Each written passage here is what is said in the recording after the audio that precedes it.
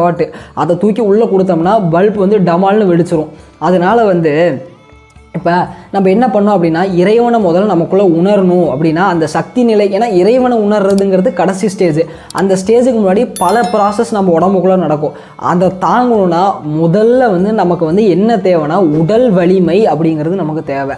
அதனால் இந்த ராஜராஜாங்க யோகம் எங்கேருந்து ஆரம்பிக்குதுன்னு பார்த்தீங்கன்னா உடல் அப்படிங்கிற ஒரு விஷயத்துலேருந்து ஆரம்பிக்குது.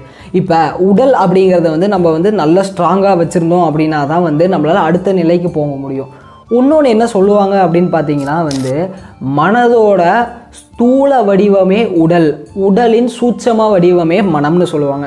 உடல் நல்லா இருந்தால் மனம் நல்லாயிருக்கும், மனம் நல்லா இருந்தால் உடல் நல்லாயிருக்கும் அப்படிங்கிற ஒரு இன்டர் ரிலேட்டட் கனெக்ஷன் வந்து இதுக்குள்ளே இருக்குது. ஸோ முதல்ல வந்து நம்ம உடம்பை வந்து நல்லா ஸ்ட்ராங்காக ரெடி பண்ணணுன்னா தான் அடுத்து மனம் அப்படிங்கிறதுக்குள்ளே நம்ம போக முடியும். ஏன்னா இந்த மாதிரி பயிற்சிகளுக்குள்ளே போகும்போது நம்ம மனசில் வந்து